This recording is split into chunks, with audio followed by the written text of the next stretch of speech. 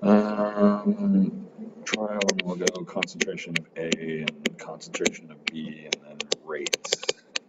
So 1, 2, and 3 can do, I don't know, 0.2 molar, 0.4 molar, 0.2 molar, 0.1 molar, 0.1 molar, 0.2 molar, something like that.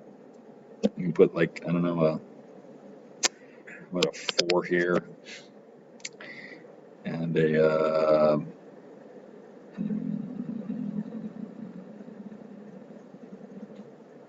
8, say a 16 here, and then an 8 here. That would do it, right? So I double this one, I do nothing with this one, and that thing goes up by a factor of 4. So this 2 and that 4, I get a 2 equals 4 when that's a second order. So it's second order with respect to A. And then when I do here, it doubles, and here I get nothing, and here it doubles. So 2 is equal to 2 when the exponent here is first order. So it's first order with respect to B. That's it. Explain why changing the state of reactant from solid to a gas will increase the rate of reaction. Okay, so ice would react a lot slower than gaseous water. For what reasons? Because it's a chunk, so there's more particles flying around the gas. It's a chunk, grind it up, make it powder. Chunk.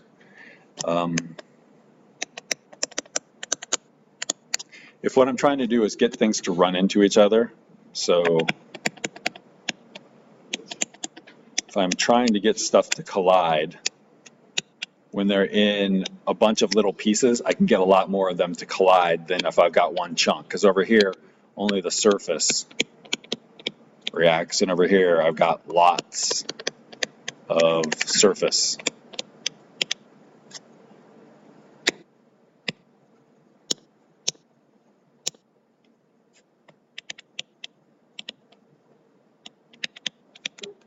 Lots of different surfaces. So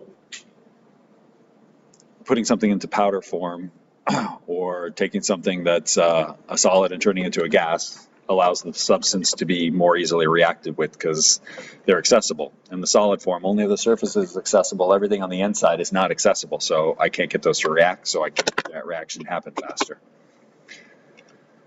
Okay, how about this one here? Why aren't all of these pieces of farm equipment that are all rusty out there, how come they're still there? How come they haven't rusted to nothing? Kind of like what you just said, like only the outside is exposed to the sun. Yeah, so the exterior, you've got iron, and then on the outside you have probably iron 2 oxide, and that's covering it up. So now the oxygen can't access the iron until this stuff flakes off. So eventually it's going to go away, right? Eventually it'll all be rusted, but something has to happen to cause that iron to be moved off of, or the rust to be moved off of there. And when it does, then it exposes new iron. So it's just a really slow process.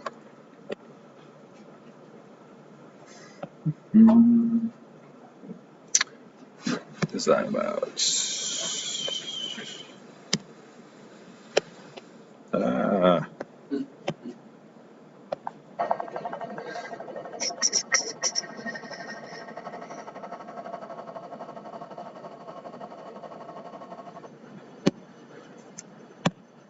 All right, we have this ethylene feedstock, and meaning it to use as an ingredient for many chemical processes. If you've got 2 liters at 22 degrees Celsius with the reaction in equilibrium and containing 150 grams of ethylene and 55 grams of chlorine, the result gives you 2,575 grams of diethyl chlorine. What is the K for this reaction? Okay, so I need to set up a reaction. So we'll set up a reaction, C2H4, that's a gas, plus chlorine gas, we end up with C2H4Cl2. So it's a combination reaction. And so my K value for that is C2H4Cl2 divided by C2H4 and Cl2. So I need concentrations. So we've got, how big? 2 liters. So 2 liters and then 2 and 2. So what I need are moles of those substances in the numerator. So I've got 150 grams of C2H4, and I've got 55 grams of Cl2, and I've got 2575 grams of C2H4Cl2. So I need to get moles out of each of these. So I just need to look up the molar mass. So 1 mole C2H4, 1 mole Cl2, 1 mole C2H4Cl2. All right, so let's figure that out. I've got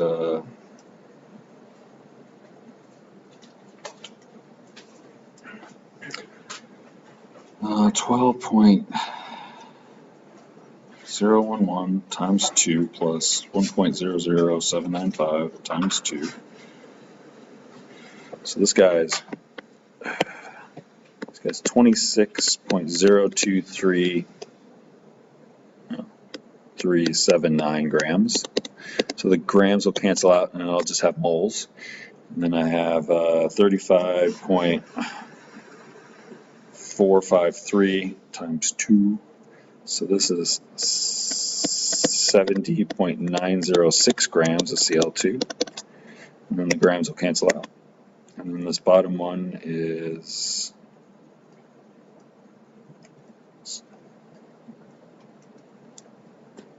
96.9439 grams.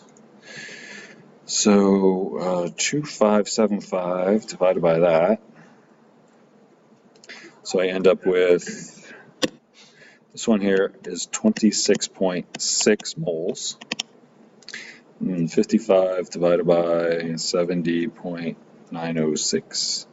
This one here is 0.78 moles.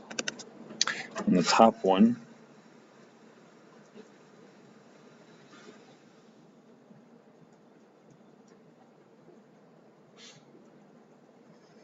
is 5.8 moles. So I'll put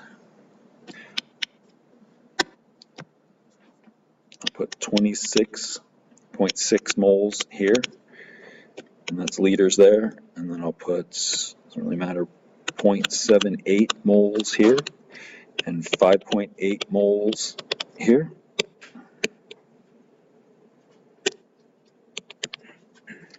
And then I'm going to do the math from that. So 26.2 divided by 2 divided by 0.78 divided by 2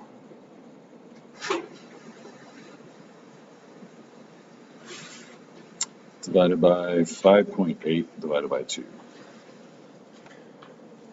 Right, that doesn't make sense. Let me try that again.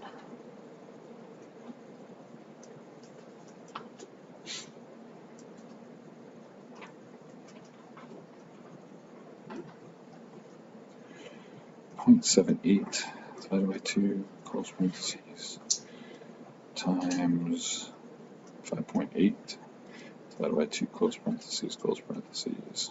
That's better. 11.8. Does a value of 11.8 make sense for this K value? What does having a number greater than 1 mean for your K value? It favors the reactant side than the product side. It favors the product side more. And that makes sense because we have this many moles of product that are hanging out in the equilibrium, and we only have this many moles of the reactant hanging out in equilibrium. So I should have generated a whole bunch more product than reactants.